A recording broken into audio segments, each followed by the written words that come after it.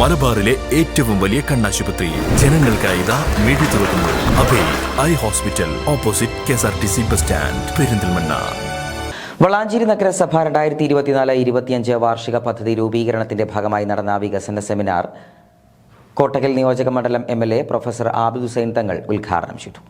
വളാഞ്ചേരിയുടെ വികസന പ്രവർത്തനങ്ങൾക്ക് ആവശ്യമായ പദ്ധതികൾ ആവിഷ്കരിച്ചും കായിക ആരോഗ്യ മേഖലയ്ക്കും വ്യക്തിഗത ആനുകൂല്യങ്ങൾക്ക് മുൻഗണന നൽകിയുമാണ് വളാഞ്ചേരി നഗരസഭ 2024-25 വാർഷിക പദ്ധതി രൂപീകരണത്തിന്റെ ഭാഗമായി വികസന സെമിനാർ സംഘടിപ്പിച്ചത്. കോട്ടക്കൽ നിയോജക മണ്ഡലം MLA പ്രൊഫസർ ആബിദ് ഹുസൈൻ തങ്ങൾ വികസന സെമിനാർ ഉദ്ഘാടനം ചെയ്തു.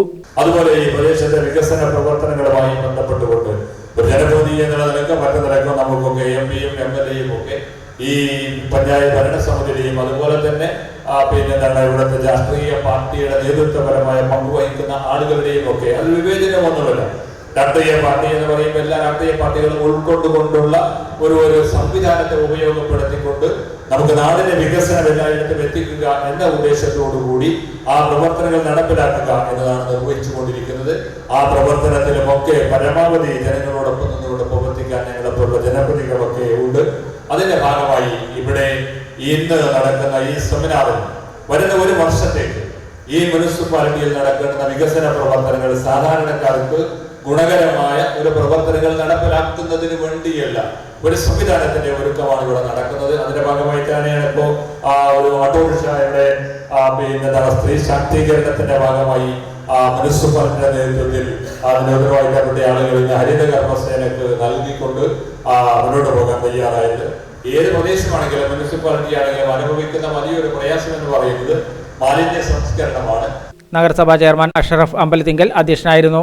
കഞ്ഞിപ്പുര ഹെൽത്ത് ആൻഡ് വെൽനസ് കെട്ടിട നിർമ്മാണം, ഡയാലിസിസ് രോഗികൾക്ക് സഹായം, പരിരക്ഷാ പ്രവർത്തനങ്ങൾക്ക് വാഹനം വാങ്ങൽ, നഗരസഭാ സ്റ്റേഡിയം, ടർഫ് നിർമ്മാണം, പ്രവാസികൾക്ക് സ്വയം തൊഴിൽ സംരംഭം, വയോജനങ്ങൾക്ക് ഗ്ലൂക്കോമീറ്റർ, വയോജനങ്ങൾക്ക് ഉപകരണങ്ങൾ വാങ്ങൽ, ഭിന്നശേഷി കുട്ടികൾക്കുള്ള സ്കോളർഷിപ്പ്, പട്ടികജാതി വിദ്യാർത്ഥികൾക്കുള്ള സ്കോളർഷിപ്പ്, മൃഗാശുപത്രിക്ക് പുതിയ കെട്ടിടം, ഭൂരഹിത ഭവനരഹിതരായവർക്ക് ഭവന സമുച്ചയം തുടങ്ങി നിരവധി കരട് പദ്ധതികൾക്കാണ് വികസന സെമിനാറിൽ അംഗീകാരം നൽകിയത്.